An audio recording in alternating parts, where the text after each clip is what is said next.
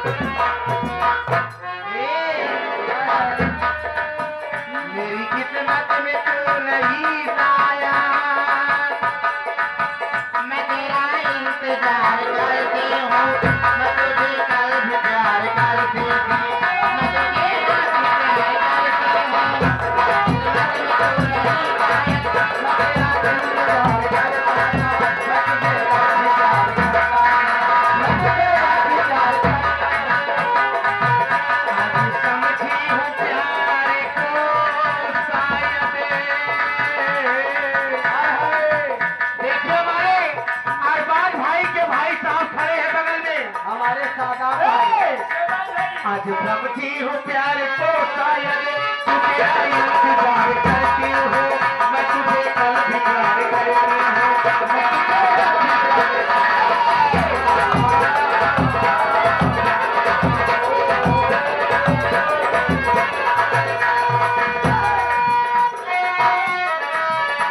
फरियाद करो और अभी को याद करो,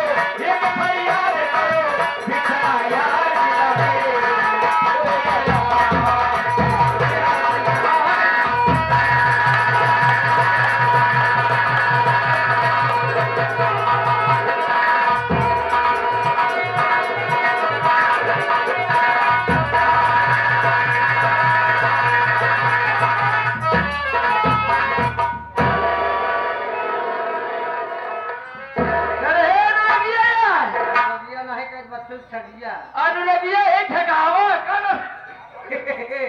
मास्टर एक आदमी रहनी है करे काय बिना हमें पकड़े बोल क्या पकड़े अब तो हम पकड़े यही अब तो हम पकड़े ही इतना परेशान यहाँ हाँ कल हमार भाई वो तुमका पकड़ाए तब पसीना छोड़ अरे तो हमारे बहनिया में ज्यादा दूर पहुंची नहीं मैं हार वाली है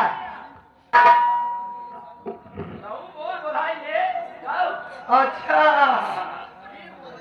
कब अमलिंगम वाली भाई साहब कब भैया अच्छा भैया यहाँ पर जितनी भी बाइक खड़ी हुई है हम चाहेंगे कि भैया आप लोग कृपया करके अपनी बाइक वहाँ से हटा लें क्योंकि वहाँ पर थोड़ा टेंट की व्यवस्था हो रही है जो हमारे भैया लोग खड़े हैं वो उसमें शांति बना के बैठ जाइए तो वो भी शांति पूर्वक बैठ जाएंगे तो क्योंकि भैया सर्दी जुकाम न होना है तो नौटंकी देखा जाए सर्दी जुकाम पकड़े सुबह मेहरारू बेलना पेट पे हम शरीर देखा था दोनों बड़ी कैसे हम लोग भाई हम लाइट देख रहे तो हम कर चाहिए यहाँ ए तो हम जकात बात कर दे अगर हमारे गुस्सा लग गए क्या कर बे हमारे गुस्सा लग गए हम अपने भैया पकड़ के चटवा चटाई जावे पूरा बहनी मिल के गुस्सा जा अरे भैया ये आगे हमारे प्रेमाजी मानी श्री साहब आप हमारे इस ग्राम सभा के प्रधान हैं। ये हमारे अशोक मौर्य जी जो कि बड़े सम्मानित व्यक्ति हमारे प्रधान जी आप साहब हमारे अशोक मौर्य जी और साथ ही साथ मेला कमेटी के मेला मालिक हमारे आप संजय प्रजापति जो कि आप साहिबान की तरफ से 251 रुपये का पुरस्कार हमारी पार्टी तहसील हार्दिक शुक्रिया अदा करके बहुत बहुत धन्यवाद पहुँचे। साथ ही आर्केस्ट्रा झांकी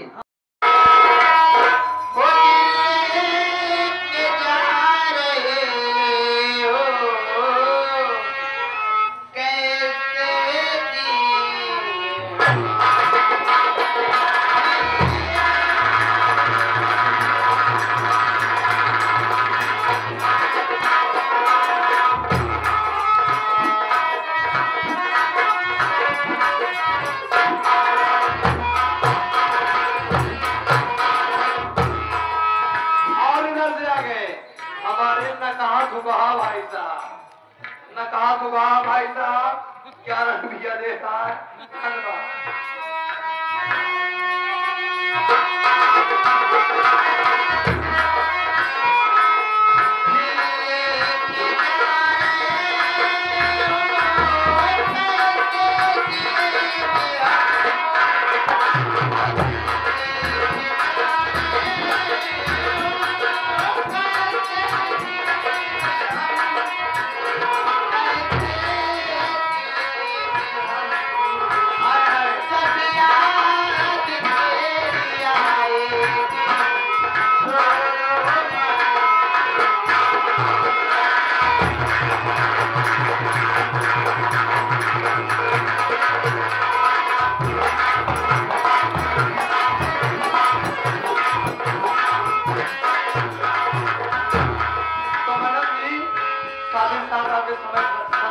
समाप्त हुआ